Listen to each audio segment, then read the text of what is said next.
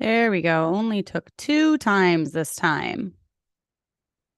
Let me share this real quickly into the Facebook group. If you are not a member of that, go ahead and join. Just a couple questions just to make sure you're a woman.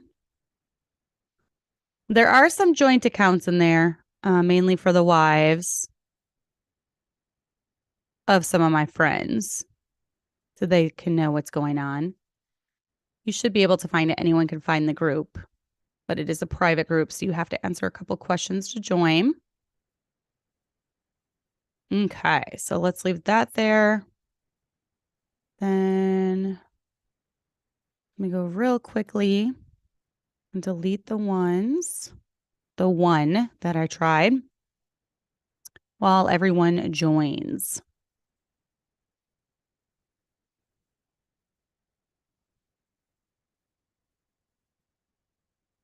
Okay, that should be good. There we go. Hey, Kaylin. Hey, Julia. Okay, let me do this here. All right, this is very impromptu. Very impromptu, as I could not decide what to do.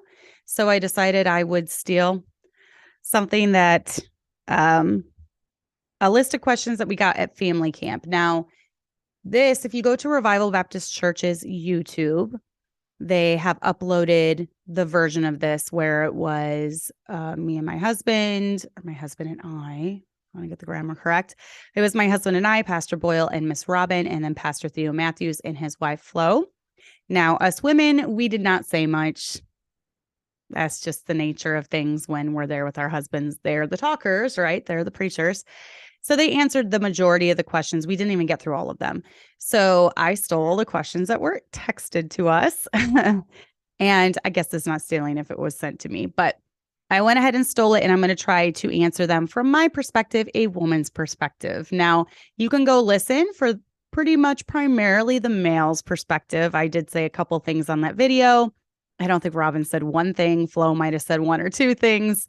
Robin does not like being on camera. That's why she's never been a guest on my show. I've not been able to get her on here. So I have tried and tried and tried, and nope, there's no talking her into it. So maybe someday, if pigs fly, right? So I've tried to get Miss Robin on here before, and it's just not happened. But you can go check that out if you want, for primarily the male's perspective. I'm going to be giving you my perspective. And also, I am going to say this is pretty much shooting from the hip. So my husband preached a really good message yesterday, kind of along the same, not really the same vein of thought, but he was talking about work smarter, not harder. And he talked a little bit in there about a goodly home, a godly home. And I think that's the gist of what I want to get across today, is that we are the ones, let's not work long, stay up late, eating the bread of sorrows and worrying, when we just need to realize that it's God that builds the house. It's God. If our kids turn out, all glory to God. You know, if they don't, we can pray about it and try to do better with our other kids. If we are at fault, I mean, no parent is perfect. We should strive to get better in all areas of our life, but no parent is perfect. And at the end of the day, kids have free will. So I'm just throwing that out there. I don't believe that there's one cut and dry answer for every single one of these questions that came through. There's 11 questions. And while I can tell you how I've done things in my home, and yeah, we've successfully raised a few kids now that love the Lord and are trying to live their life for Him. But at the end of the day, every home is different. And, you know, there's not a list of do's and don'ts. And you have to rely a lot on the Holy Spirit. And you have to rely a lot on God working through you. And you have to fall on your face sometimes and be humbled and pray. And I think if this child rearing thing was easy, we wouldn't pray nearly as much as we need to. We wouldn't be calling out for God for help every single day, which I do constantly. So one of my favorite things to do is go to sleep praying for my children, praying for wisdom as I'm raising them, praying that God would show me if there's something in their lives that I need to know about. So all that being said, disclaimers aside, we've done a few things that have worked well for us. We've watched a lot of families that have raised kids, and we've tried to keep some things out of our lives, and we've tried to implement others. And, if it can be a help to you at all, that's great. And just realize that your family's different from mine, though, and your husband's different from mine. Your kids are different from mine. And God gave you to those kids as the perfect mother for what they needed. Okay. So some other parent might not do as good of a job raising Hannah as I do, because I know Hannah the best, and I know Hannah's needs, and I know what she, needs in her life. So your child is completely different than Hannah. So your child's going to need different things than my child. So hi, Cynthia and Raquel, Ashley. Good to have you guys today. Go ahead, like this video, share it if you want, get the word out, all that good stuff. So if you have any questions, go ahead and put them in the chat. I'll try to shoot from the hip if I can get to them.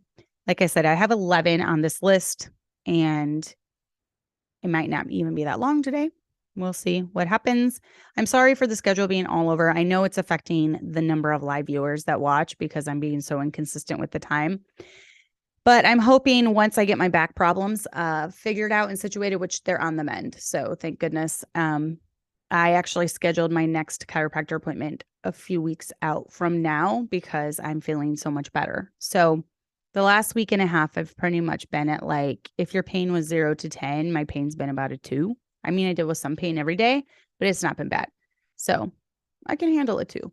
So we're on the mend. So hopefully my schedule will get back, more consistently after my back problems are resolved. So first question, as a first generation Christian, how do I go about explaining to my family members who may be unsaved what we now believe and the boundaries that we have set for our family? Also, how do we go about enforcing those boundaries at family gatherings? Okay, I really like what Pastor Boyle and my husband had to say about this. And so check that out definitely on Revival Baptist Church's website with this question and answer that we did. They had a lot of good advice about this, but primarily what we have done is, as a family unit, you really can't force your family values and your standards on other people, on other members of your family, especially when you are older and maybe you get saved and you used to drink and you used to smoke and you used to party and you used to do all these things. And now all of a sudden you've gotten religion, in your family's mind. You've gotten religion and you're suddenly changing and becoming different, and they're not going to understand it. So there's also the verse that talks about a prophet being without honor in his own country. And it's very true. Oftentimes the best ones to soul win to your family is not you, but another soul winner that they have never met, don't know, etc. But when it comes to this change of life, let's say that you go from partying, drinking, you get saved, God starts working in your life, and you want to cut out the alcohol. So I would probably explain to who's ever hosting the family event, is it all right, maybe if you could, we've cut the alcohol out of our life. And I feel like people are more respectful of this, even when, let's say, it comes from a recovering alcoholic, someone that has been an alcoholic and now they're in recovery and they're not trying to drink it. Well, people seem to be very accommodating of that and understand that. So maybe approach it not from the idea of I'm a recovering alcoholic, but, there are some things that we've decided to cut out of our life, and this is one of them. Is there any way that maybe you could have the alcohol after we leave? Could you please just abstain from drinking when we're there? And I feel like a lot of family members will be respectful of that. I know for us, when my dad was alive, we would have family reunions, and my dad did not drink, and he had used to drink when he was unsaved. Well, after he got saved, he stopped the alcohol. So his rule of thumb was, we would go to family reunions, but they would try not to drink around my dad. And then also, if my dad hosted, now this is another thing to consider. When my dad hosted the event, he asked that no alcohol was brought.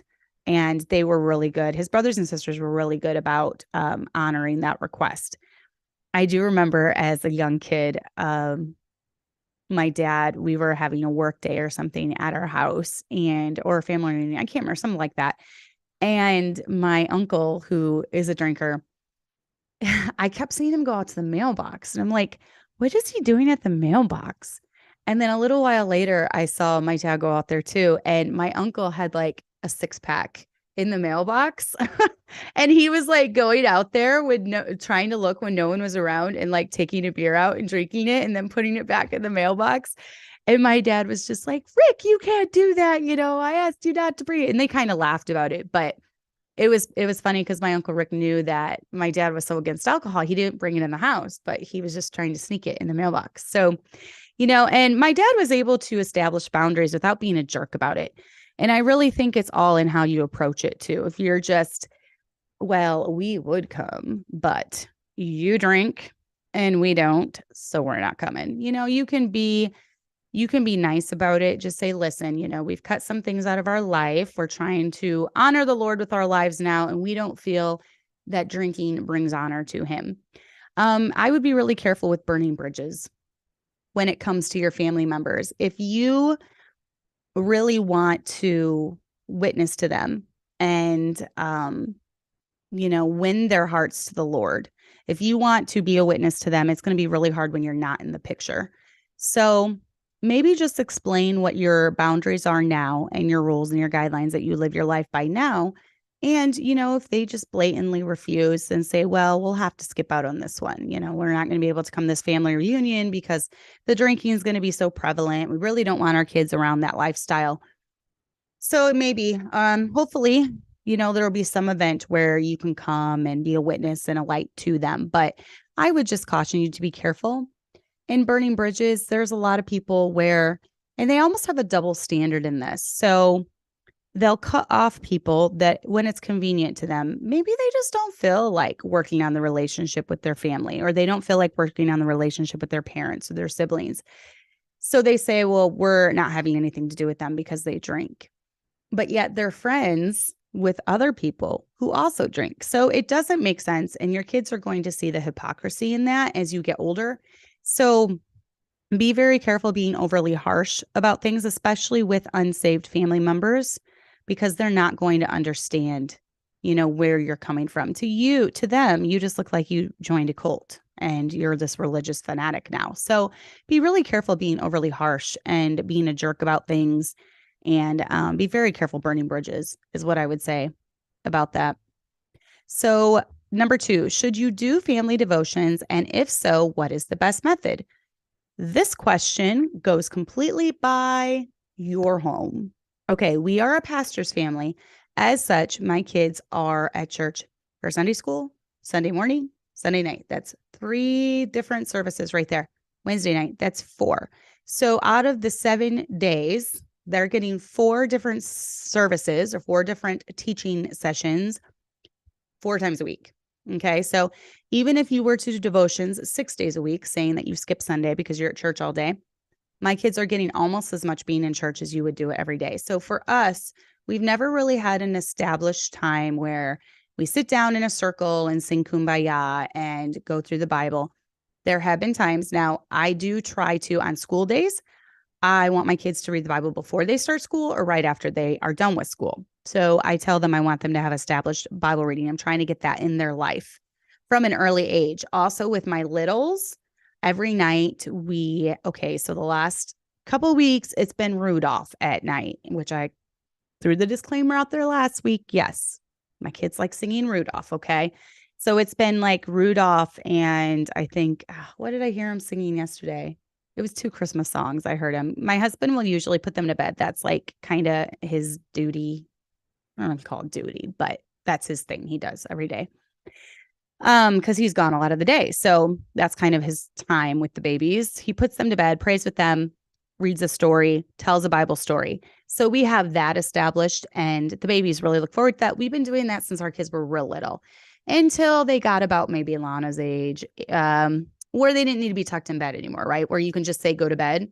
So once they got to the age where you said, go to bed, we didn't have that time where we sang a song and prayed and did all that. When they were a little, we did though. Now, this is up to every home. If your husband's gone a lot during the day and you feel like he's just really disconnected from the kids, it might be a good idea, especially if it's his idea. Let him lead in this. Don't try to be the leader. this has not really been something that my husband has pushed, and I followed his lead. And I think a lot of that is because we don't want our children. For me as a mom, I'm constantly talking about God the entire day. I take the verse seriously that talks about you shall teach him, about rising in the morning. And, I do that all day. I'm talking about life lessons with mom, right? So for me, my whole life is this. And so I don't feel like we need then another time that we set aside because I'm living it. I'm telling it. I'm explaining it. I'm giving life lessons with mom. I'm shooting Bible verses at them. I'm giving them advice all the time, like 24 hours a day, when I'm there in the home with them all the time. So for us, with our life being lived this way, being in church so much, my kids just being saturated in it, we don't feel like it's really necessary for our family to have another established time. If you want to have an established time, I feel like it's a way, it's almost like another we're so spiritual type thing, look at what we do every day. But when you're living this life all the time, I don't feel the need to add something on extra to it. So for us, that's what we've always done. You could be different. Like I said, if the dad's disconnected the whole day and he only has a couple hours at night, it might be good to just kind of reconnect as a family, because it can be more than scripture reading or singing a song. It can be sharing about your day, how did your school go? Bringing dad up to speed on things that happened around the home. That might be a good idea for your family. So it's up to each individual family, really. What are the responsibilities of the wife to be the keeper of the home? And should the husband help with any of those, or are they solely the wife's? Ooh, red button issue here. First off, what are the responsibilities of the wife to be the keeper of the home? What are the responsibilities? That's worded weird. What are the responsibilities of the wife? I think this should be as the keeper of the home, maybe. What are the responsibilities of the wife as the keeper of the home? Let's reword that. Okay. So, as the keeper of the home, you're in charge of the home. I don't know what else to say to that. This might make a lot of the haters that watch my channel think that my husband is just this jerk of a husband, but I'm going to say it anyways. I can count on the number of times on my hands how many times my husband has done the dishes. Okay. He doesn't do the dishes. He doesn't vacuum. He doesn't clean. He doesn't do the laundry. You know why? Because he's out. He's just about to start a second job here. He's out constantly working, constantly trying to provide. He is the sole provider of our home. As such, with him making the majority of the money, I also don't want to burden him with running the home. And like I said in the question and answer time, I am the queen of my home. And as such, I take that seriously. Does that mean that I do all the vacuuming and I do all the dishes and I do all the cooking? No, it doesn't. When my kids were younger, yes, it did. But now, no, it doesn't, because I'm in a unique situation where I have older children. Because I have older children and because I've always expected them to pull their weight and do their part, I'm pretty much the director of my home. I direct what needs to be done. Okay, guys, we need to clean the sheets today. Okay, guys, we need to deep clean today. Abby's pretty much the cleaner manager right now because she loves to clean, apparently. And she keeps things running tip-top shape. And I've told her I don't expect that of her. That's just her personality. She loves to do it. She could run a cleaning business if she wanted to, because that's her thing. But yeah, I don't expect my husband to do any of that. I will say he does all the yard work. He loves doing yard work. He loves cutting down trees. He loves mowing and we have a big yard. We have 3 acres. So he does all of that. I don't have any of that on my plate. I have primarily the home. As such, I have pretty much free reign over my home.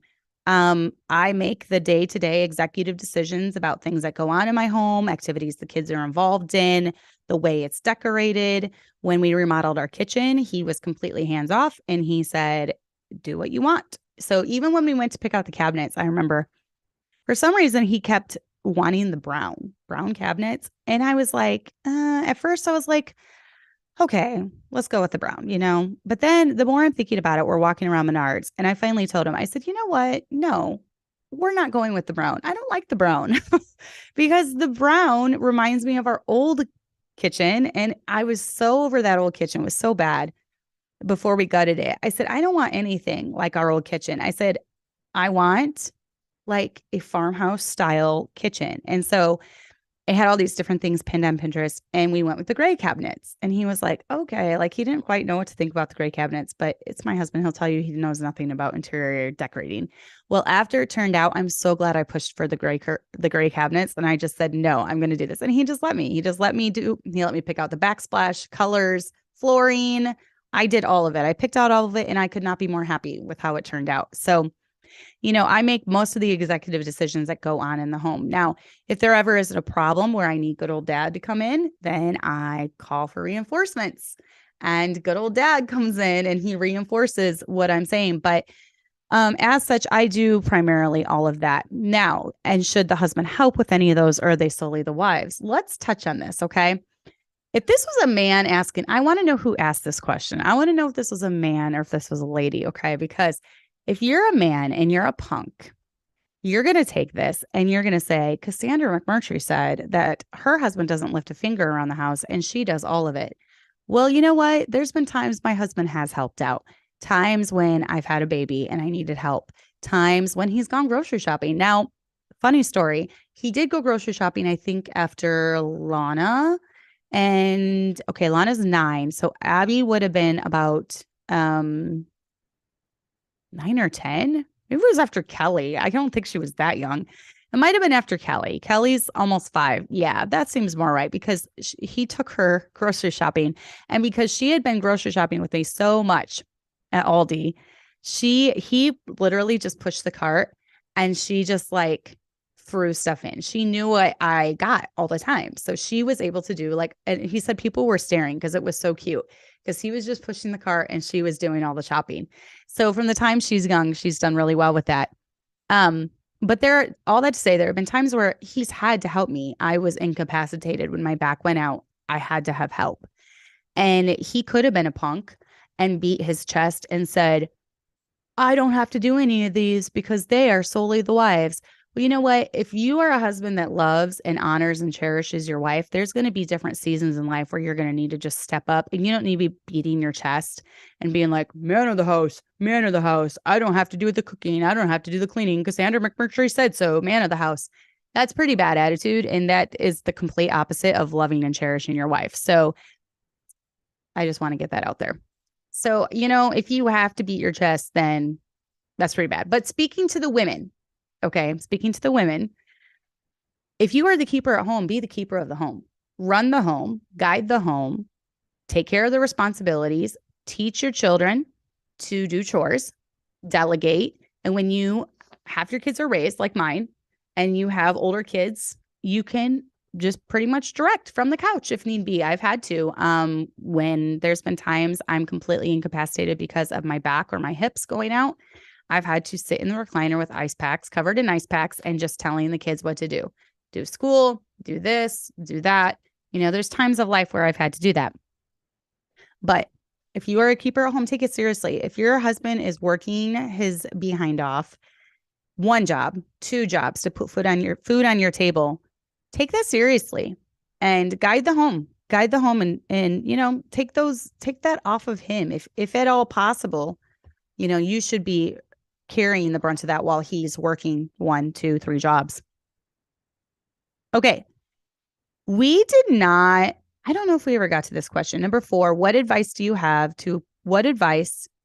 to a parent who has a teenager who is in rebellion? I will say, what do you mean by rebellion? Do you mean constant day in, day out, constant drama, constant fighting, not listening to anything you say, not obeying you, going behind your back, doing things like that? Because if that is the case, I've never really dealt with that. All that to say, every teenager is going to have rebellion in their heart, okay? And as a parent, you have to differentiate. As a parent, you have to tell the difference between true rebellion or a kid just growing up.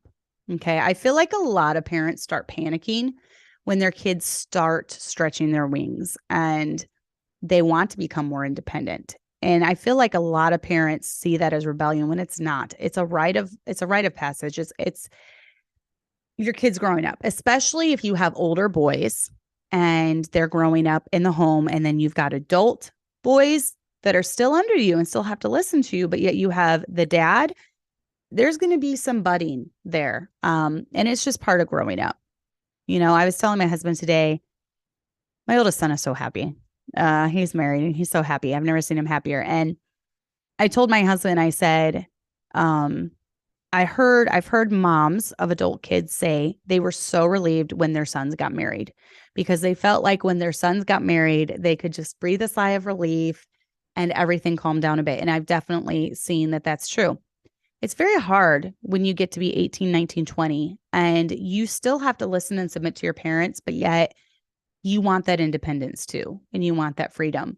So you need to tell the difference if it's true rebellion or if it's just them wanting to be a little independent. That's not a bad thing. God made, especially men, with the desire to grow up and man up and have responsibility and get married and have their own home. That's all good. Remember that rebellion is a heart issue. So recognize the signs when they're small.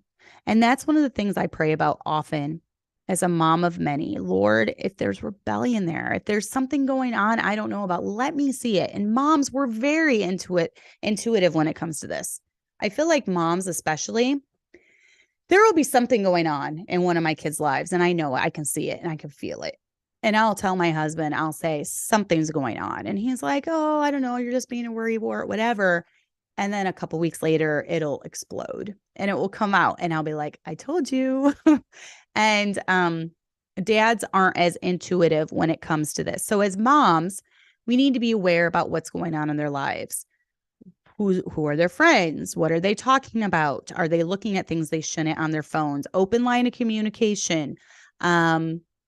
But not only that, we're not here just to instruct, but we're also here to, have a relationship with our kids. I think so many parents aren't in it. They don't care about the relationship with their kids. It's almost like they're trying to get through those 18 years and then they'll be gone and they won't ever have to worry about it. Well, I'm quickly learning that motherhood continues. It does not get easier. It's just different in different phases of life. And when your kids get about 18, when they get to that adult stage, that's when your knees hit the pavement even more than when they were little, because they're making decisions that will affect their entire lives. They're figuring out what they want to do for the rest of their lives. They're picking out their spouse that they're going to be with for the rest of their lives. They're getting ready to bring children into this world and to raise them. So everything is coming into play when they're 18, 19, 20. So for my least favorite age, as far as just the stress of it all, it has been 19 to 21. So you think little kids are hard? Well, wait until they're making really big life decisions and then get back to me on that one. But one thing that we've always had established in our home is that we have certain rules in place, okay? There's no getting around it. So if one of our kids was like, I'm not going to church, that's not going to happen in our home. You're going to church. If you don't go to church, you don't live in our home. It's as easy as that. If we had a kid that, I don't know, I've never dealt with outright rebellion and just like trying to sneak out of the house or whatever. If you're at that point, it's been building for a long time. And it might be better, just especially if you have younger kids that are seeing that, if you just have a straight talk with your kids. And if they're 17, 18, if they're a legal adult and this is going on in your home, that's how I'll put it. If they're a legal adult, you might need to tell them, if you're going to be making these decisions that go against our home rules, our house rules, you're going to have to make it on your own. You're going to have to move out. Now, I would always be a lifeline for that child. I would pray for them. Like me personally, I'm not like the Amish. I wouldn't shun them. You know what I mean? But I could not allow that to be going on in my home, especially with younger children. So if they are of age where they could move out, they might just need to move out. Because I do want my younger children to see the ramifications and the responsibility of the decisions that you have to bear. And it might be a good learning experience for them to see, most teenagers that are 17, 18 years old, 18, 19, when they decide, well, I know better than mom and dad, I'm just going to move out on my own. And then they see how hard it is to pay bills and work a job and pay for rent and pay for food and all this stuff. It's a huge wake-up call. So if you had a teenager that was an adult that was just not abiding by your rules, then I would probably, for me, I would say you're going to have to live elsewhere. You're going to have to find your way in the world if you're going to be not abiding by my rules. Now, I've never had that because all of my kids, they know our rules. They're not changed since we've been raising them. And that's pretty much, we go to church when the doors are open. You go by my rules, my curfew. You only watch what I allow you to watch. You only talk the way I allow you to talk. It's our house. We're paying the bills, right? When did that ever die? So, but as far as just a teenager, 13, 14, 15, 16, if you see problems brewing, try to get to the root of it.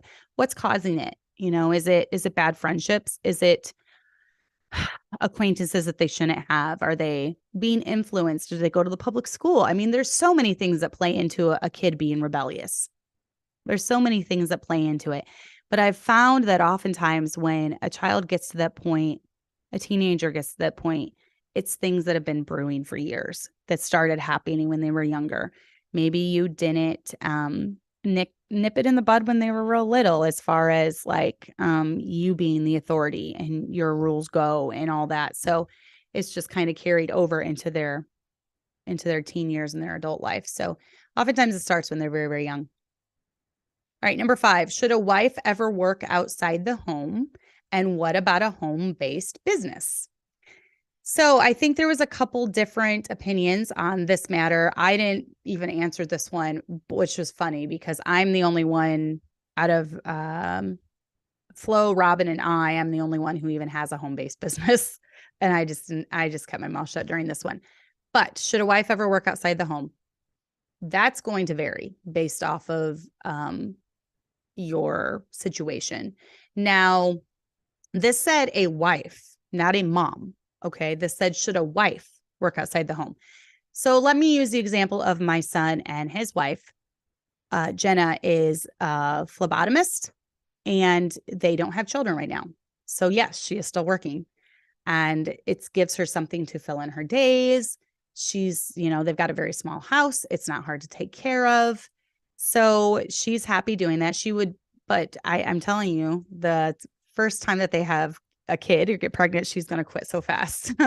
She's looking forward to being a mom. They're not pregnant yet, but she's looking forward to that time of her life. And so, but right now, yes, she is. So I would not say that no, a wife should never work outside the home, but I would caution you. And this is what I've told my son too, going into it, don't get dependent and don't live above your means and rely on your wife's income, because chances are she's going to get pregnant and going to have a baby. And I know for Jenna, she wants to stay home. She wants to homeschool. She wants to do all that stuff. So don't get dependent on that wife's income. Rely on the husband's income. So basically, anytime that I've had an outside or a side gig, or when I worked at the Arts Academy, and that was me working outside the home. But then once again, that was my husband's idea. It's not bad for wives to have outlets. It's not bad for us to have other interests. And that was his idea. He actually urged me to apply, and I was hired, and I worked a couple evenings a week, and he was home with the kids during that time. So it worked out really well.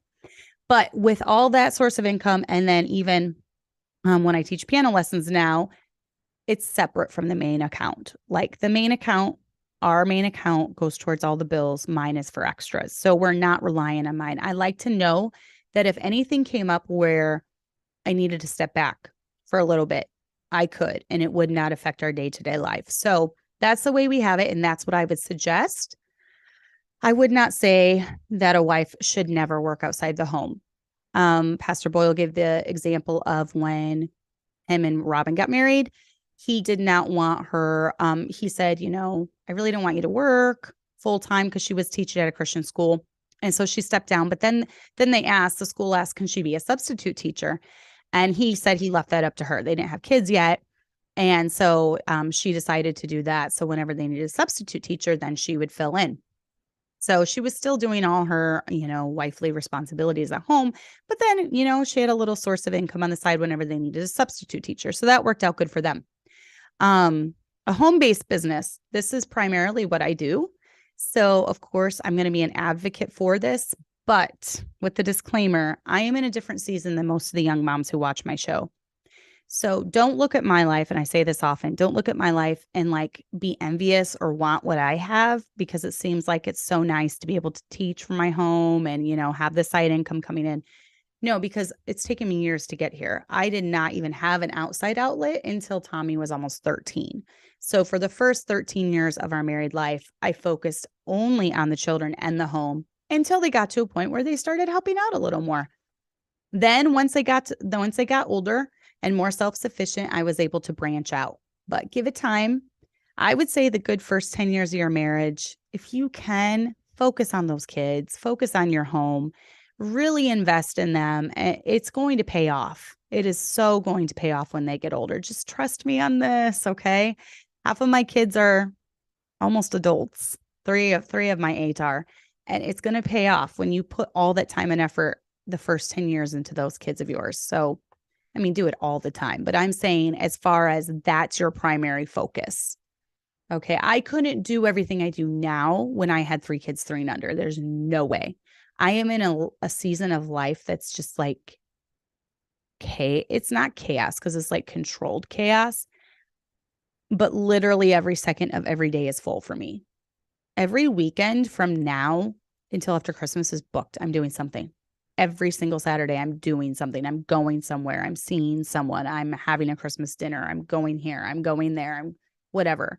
Every weekend from now till after Christmas. So my life is very, very full. Every single day, Monday through Friday, there's someone getting taught piano. My kids are being homeschooled every single one of those days. So there's always something going on. So a home-based business, I think, is a great idea because you can still be guiding the home with your eye and knowing what's going on while making a side income. For me, the arts is where it's at as far as piano and all that. But for others, that could be making crafts and selling them on Etsy. Some have made a really good go of that. Tutoring. If you're a math genius, there's all these tutoring sites that you can get on, and you can also tutor from home. The online world has endless possibilities. You can do everything online now. So just keep that in mind. So I would say, no, I can't give a definite no. A wife should never work outside the home, but I definitely think your home needs to be top priority, especially the first 10 years of having kids. Excuse me while I drink some more of my Ghost. Today's flavor is blue raspberry. And no, I'm not affiliate. This has just helped me lose now 22 pounds. I keep liking that it's going down every time I show you a Ghost. This one's blue raspberry. It's not bad. Not one of my favorites, but it'll do in a pinch. All right. What should you do if your spouse, what's that house? What should you do if your spouse is depressed? Okay. I would like to know who this is coming from. If this is coming from a husband, what should I do if my wife is depressed? Or from a wife? What should I do if my husband is depressed? Now, I'm going to assume it's coming from a husband because us women, we kind of deal with depression. Okay. Number one, if it's your wife, recognize the season that she's in, okay? When I had 3 kids, 3 and under, there were a lot of times I would just cry. I'm not even a crier. And my husband would say, I wish I could make it better. What can I do? There's not really making it any better. You're overstimulated. You're overworked. You're overtired. You're exhausted. You're up from all night feeding the baby. And Abby was my third. And she was, can I just say it, an awful baby. She had her nights and days mixed up. Okay, not awful baby. That sounds horrible. Not an awful baby. I don't want to say she was awful. She was just a baby. But she was very high maintenance. I can say it that way. She had her nights and days mixed up, and she just cried all the time. Come to find out, she had chronic ear infections. Once we got the tubes put in her ears, it improved quite a bit. But my life was pretty much a black hole for a while. And I was also dealing at that time, I was at my most unhealthiest. When Abby was a baby, I was dealing with chronic UTIs. I was in constant pain. Because of the UTIs, I had to be on antibiotics. Because of those, I had chronic yeast infections. And I was just in a cycle of pain and then being up all night with a crying baby. So it was a tough time of my life. Was I depressed? I probably wasn't like depressed as far as like I was in, I don't know, like I couldn't see the light at the end of the tunnel. I was just exhausted and overstimulated and in pain. So recognize which season your wife is in. And this could be a time when you stop beating your chest about housewife duties and you just help.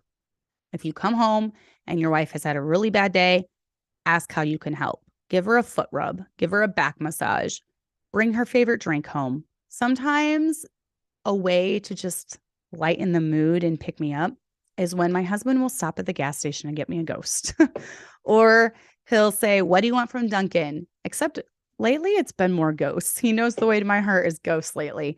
I'm probably drinking more of those than I've been saving a ton on Dunkin' because I haven't even really been drinking it that much. But getting your favorite snack, getting a babysitter and taking you out. As moms of young kids, all we do is take care of others. We take care of the babies. We take care of our husbands. We take care of our home. And for someone to just show us a little attention, it speaks volumes. And it's very simple things. I think husbands have it in their heads like, I need to plan a 5-course dinner and take her out to this $200 a person restaurant and buy her a fancy dress and buy her fancy heels. Why don't you just stop at the gas station and buy her favorite snack? And then when you get home, put the kids to bed for her and then draw her a bath and then give her a foot rub and see if that just doesn't help lighten the mood a little bit. It's the simple things. It's the simple things that really, really help. So when your wife is in a hard season of life, don't beat your chest about her duties and just step in and help. You're in survival mode and you're both going to need to just push through and persevere, but that's not the time to beat your chest. For sure. There are also, maybe your wife's hormones are messed up. So look into seeing a natural doctor, look into getting her hormones adjusted. There's a lot of different herbal things that you can take for your moods. Now, on the flip side, if this is a guy that's depressed, I don't know because I've never dealt with that. I'm just going to say that I don't know. My husband's does not have a depressed type personality. It would be hard for me if I was married to someone that got depressed because I feel like I would just be like, man up, what is wrong with you? Kind of how when Ahab was all depressed, she was like playing into his pity, oh, you poor, poor man or whatever. I would have a hard time with that. I think I would just be like, man up. What is wrong with you? It'll be fine. Like, get up. It'll be fine. I have found with my husband, it does not matter if the entire world, and sometimes it is the entire world, literally the entire world is against him. If I have his back, he doesn't care. But when a wife is not supporting her husband, that can really get to him. So as wives, I think the biggest thing that we can do for our husbands is to believe in him, to support him, to have his back, to just be, behind every great man, there's a great woman, right? That's a saying. I don't even know if it's true, but there is some truth to that. We are the ones that support him. We're with him. We're there for him. And we just see the best in him. So I think that's what you can do if your husband is prone to that. I have known some men that are prone to depression. There might even be something there too. They might need to lose weight. I know weight is a tricky subject, but overweight men, that can affect their testosterone, that can affect a lot of things. So he might need to get on a diet and lose weight and go to the gym. That helps tremendously. He needs to get busy doing something. If he's not working a physical job, he needs to work a physical job. Men need to be working. Otherwise, they do have the tendency to fall into depression because they weren't built to just sit around doing nothing. So get him busy. Make him healthy food. That will help level out testosterone levels as well. Get him a good steak and vegetables and get rid of all the junk in your diet, that works as well for women too, getting all the junk out of your life when it comes to food and different things like that. So those are just some tips. There's a lot that plays into our moods and hormones, and a lot of it has to do with food and our body. If we're overweight, if we're obese, if we're not active enough, if we're not exercising, I find that I sleep better when I've been exercising that day.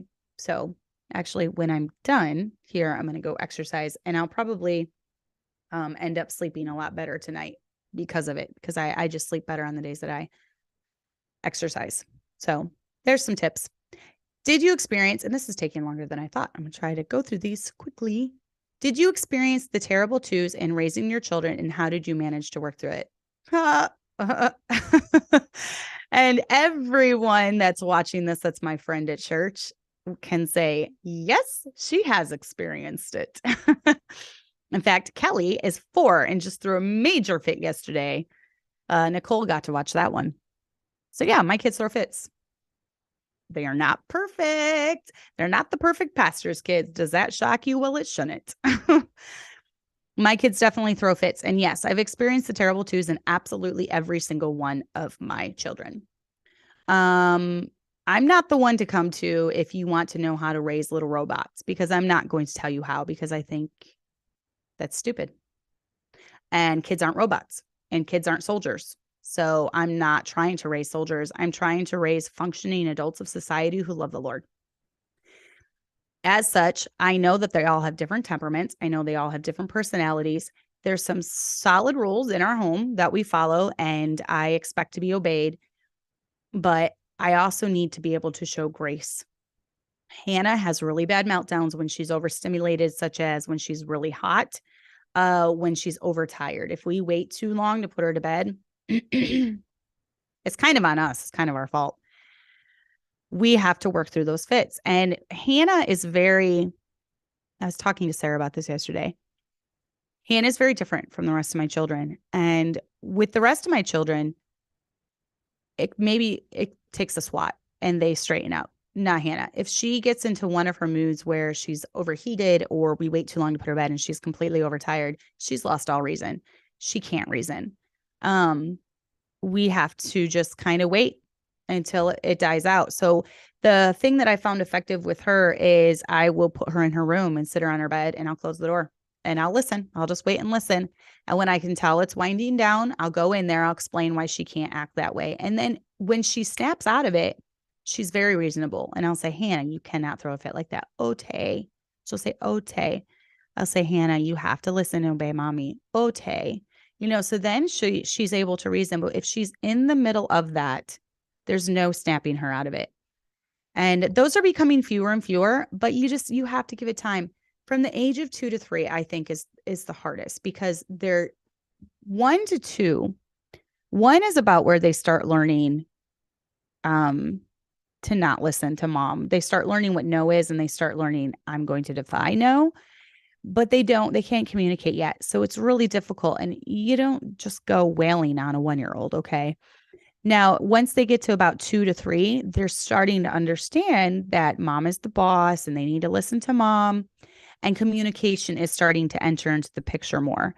And that's usually when it gets easier, when they can start talking with you, when they're able to interact with you, that starts to get a little easier. Now, Hannah will be 3 this Saturday, and the fits are very few and far between. So it's just a waiting game till they're better able to communicate. You're not a bad parent if your kid is throwing a fit. Just deal with it. Okay, it's okay. And if you are the parent that looks down on them for their kid throwing a fit, shame on you. Don't be judgmental like that. Every kid throws fits. Every single one of mine has. And you know what? I'm really happy with my adult kids. Okay, it'll be okay. It's just, you're not a failure of a parent when you have a 3-year-old who's thrown a fit. You're not a failure of a parent when you have a 5-year-old who's thrown a fit. Sometimes your 7-year-old is going to throw a fit. You know what? You just calmly deal with it, and life goes on. And you're not going to destroy your kids if you let one little thing slide because you'd had them out soul winning for 5 hours in the rain, and they were exhausted and hungry, and they threw a fit. You're not a terrible parent if you'd extend grace during that time. So yes, we have experienced terrible twos in raising our children. And we just managed to work through it, taking it one day at a time, realizing that you're not going to destroy your kid if you decide to extend grace, but yet also establishing certain rules from the time they're young. Okay. And then relying on the Holy Spirit to let you know when you need to deal with something or when you need to show some grace. That's how I would put it. So, how long should a couple date or court before marriage? I would say long enough as far as the dating goes to really choose, yes, I want to be with this person for the rest of my life. I can deal with this. I can deal with that, whatever. But then a short engagement. My husband and I were engaged for 6 months, and I often feel that was too long in some situations. I really like the timeline my son did. He met Jenna in December. They were boyfriend and girlfriend sometime in January or February. He asked her to marry him the end of May, and they were married in August. So they were only engaged 3 months. I thought that was perfect. And they are living happily ever after. So I would definitely say long enough to really choose that I really love this person. I'm fine with putting up with their little quirks and their faults because we all have them. I've also tried to explain to my children that love is a choice. And I'm seeing this trend with Baptist kids coming up, second generation, third generation Baptist kids. It's almost like a dating after the world type philosophy where they have the thrill and the excitement of like the first, I would say 4 to 6 months of getting to know someone is like the interesting type. Like you have the thrill and the adrenaline coursing through your veins as you learn more about this person. Well, then after about 6 months, things start to get a little boring. There's not really much going on. You can't get married yet. You can't get engaged yet. So they're just kind of boring. And then another different girl or a different boy comes along and they break up with that one and go for the other one. And then the process repeats itself. And then the process repeats itself. So one thing I'm really trying to get across to my kids is that most men, unless they're a psychopath, are pretty much the same across the board. And most women, unless they're a psychopath, are pretty much the same, especially being raised in a Christian home. Okay. Across the board, Christianity. They're pretty much the same. And there is no unicorn man out there and there is no unicorn girl out there. So love is a choice. And when you really click with someone and your personalities meld and you really become friends and you really care for that person, love that person, when you choose to get engaged and choose to get married, you're choosing to spend the rest of your life with them. Come hell or high water, come good days and bad days, you're choosing to love that person and realizing that there's always going to be a prettier girl. There's always going to be a more handsome guy, but you are choosing that one out of all of them in the world. So I'm trying to get them set up to just, because I feel like if you date that way, that's setting you up for after marriage to still be that way, So that's one thing I do with my kids. So yeah, I would say long enough to really choose that you really want to, put up with that person for the rest of your life and then have a short engagement. Should I let my older children discipline their younger siblings? My rule in life has been if I leave my children in the care of someone else, I'm entrusting even discipline with them. Now, with my older girls, it's just a swat here or there. It's not that big of a deal. But they know even with Hannah and her fits, they know what to do. So yes, put them a lot of times it's just having her go to her room and sit. Same with Kelly. My girls are a lot more open to instruction after they've calmed down. And I think that's true with any kid. When they're in the middle of a roaring fit, it's really hard to get through to them. So a lot of times I have them calm down before I address that. And then two, you don't want to be worked up or angry when you're dealing with your children. So you might need that time to just kind of relax and chill out too. So it's a crazy thing, being an adult, being a 42-year-old woman, but yet having this and then having older children who listen and respect me, and then having this little 2-year-old squirt who thinks she's the head of the house and it should be her way. She started this thing where she goes, she'll like stick her lips out and do that. And I'll say, Or she'll go, I'll say, Hannah, we're going to do this. And she'll say, never, never. I don't even know where she got that, but she'll say, never, and shake her hand. And it's kind of hilarious, but I can't laugh at it because it's, she's telling me no, but it's kind of hilarious at the same time. So, and for all those at camp, I feel like I'm a total fraud right now when I'm talking about my kids having fits, because for some reason, like for an entire 7 days, Hannah and Kelly didn't throw one single fit. The entire 7 days we were at camp, they sat through like every service. I really didn't have to even discipline that much. I don't know if it was because the thrill of being on a plane and these different places and SeaWorld and then the camp where all these activities were going on. But yes, my kids do. For all those with you at family camp, all those with me at family camp, my kids do throw fits. Okay. I'm not lying when it comes to that. They really do. And I just deal with it. So yes, even when I've left my children with my parents, the rule has stood that, they can discipline if need be. So yeah, because, if you're leaving your kids for 5 or 6 hours or something, that they're going to need to be corrected at some point during that. So it just comes to discernment. And if you have a kid that has like this horrible temper and is known to punch holes in the walls, then yeah, no, I would not let that kid but be training or disciplining my child. But then I would not be leaving my child with a kid that's punching holes in the wall. So, use a little discernment, I guess. Oh, that's hilarious, Julia. Maybe that's where Hannah got it. I have no idea. And it's so funny seeing or maybe Zeke got it from Hannah. I'm not going to say like my kid's a saint and she never teaches other kids bad things. She taught the shepherds their insult in their house is baby brat. They call each other baby brat. And that's from Hannah. That's her made up worst words in the world is baby and brat. And that's what she calls people she's really mad at, baby brat. So I'm sorry to the shepherd family for Hannah teaching your kids that. So that's hilarious. I didn't know they said that. What is the one advice? No, I'm saving that one for last. So I have 2 left. What do you recommend a parent does who sees their child's heart is wrapped up in something that is not inherently sinful, but has distracted them from being focused on the things of God? Okay. So this is where I would throw out a caution. Okay. Just remember that having other interests in life is not bad. And just because you were saved out of a life of sin when you were 25 and now you're all gung-ho about soul winning every single day and being in church as much as the doors are open, doesn't mean that your child is going to have that same experience. And they're going to have other interests, and that's okay. That doesn't make that bad. It doesn't make them sinful. Remember, you've already tried and done things maybe that weren't even sinful, but maybe it's rock climbing or bungee jumping or something. I don't know. You were seeking thrills. You've done those things and you've seen that they don't find fulfillment, but you find fulfillment and the things of the Lord and soul winning and all that. But you're in a different place in your life. Your child is going to be, first of all, a different person than you. So they might have different interests than you. They're not going to have the same interests as you, and that's okay. I think it all comes down to teaching them balance.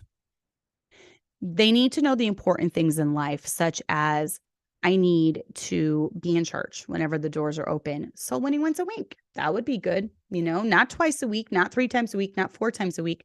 Soul winning once a week. That would be good for me. This season of my life, I'm going about once a month. Okay. And my husband goes twice a week. So I say he makes up for the times I can't go because I'm with the kids so that he can go. Right. So, it's not sinful to have other interests outside of godly things. And it's not sinful to have hobbies. It's just all about balance. Now, if that hobby is going on a speedboat every single Sunday and they're missing all sorts of church, I would consider that sinful because they're not assembling the way the Lord has commanded us to, forsake not the assembling of yourselves together. So then that would be a sin. That would be another issue. But if it's not inherently sinful, just recognize that they're going to have other interests and hobbies, and it's okay, and teach them about balance. We get these things done if you go to church, if you're soul winning, if you're reading your Bible every day and you have time left over, go for it. That's fine. Whether that's video games, yes, I'm going to say it. Video games in themselves are not sinful, but if you're devoting your whole life to video games and you're missing the things of the Lord, you're not reading your Bible, you're slacking on the things you need to be doing, then that would make that sinful. Same with watching a television show, same with watching YouTube, same with going mountain climbing, going fishing, whatever interest it is. If it gets in the way of the things of the Lord, that's when it becomes a problem.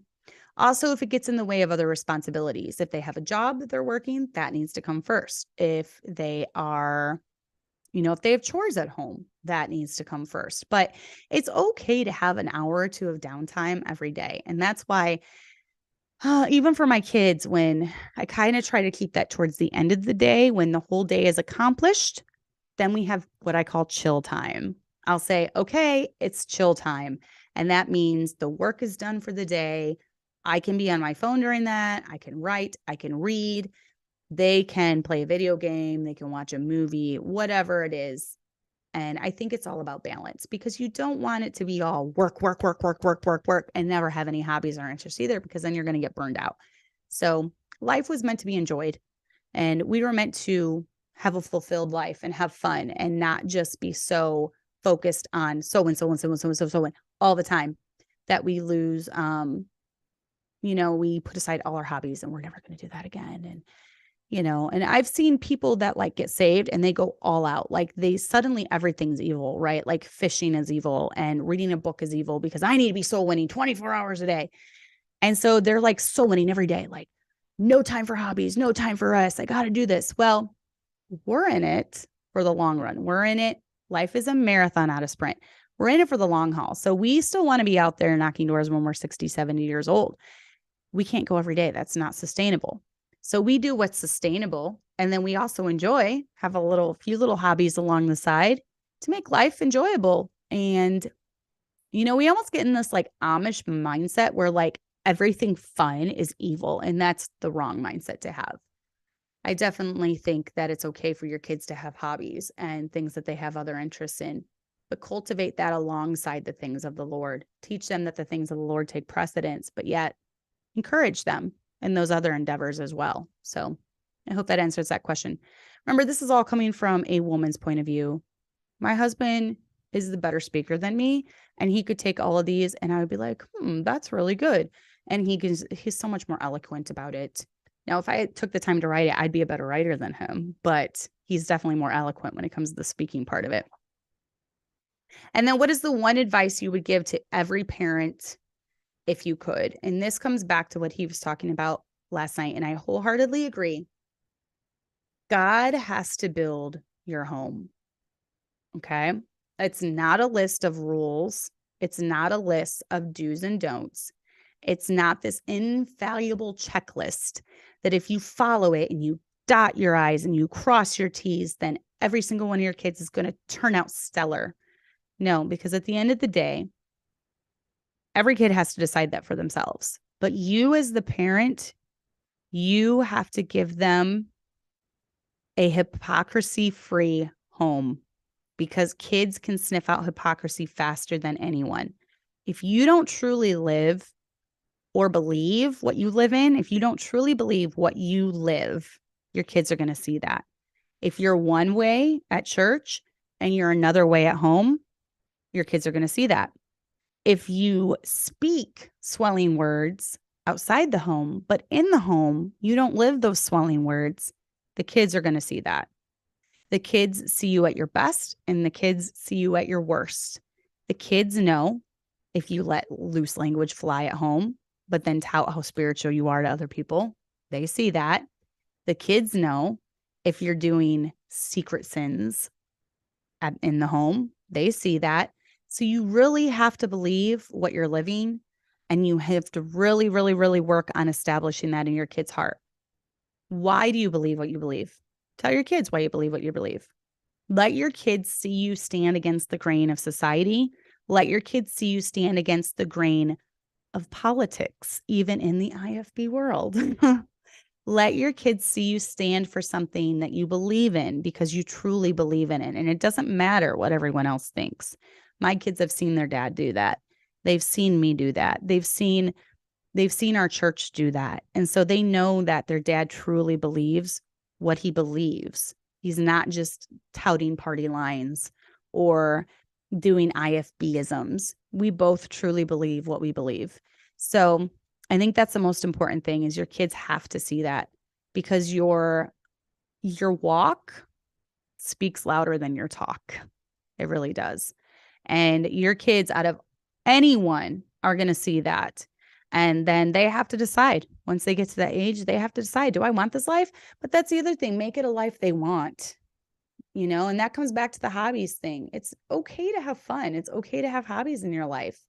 It's okay to be a Christian and do the things of the Lord and have your priorities in order, but then also have a fun home life.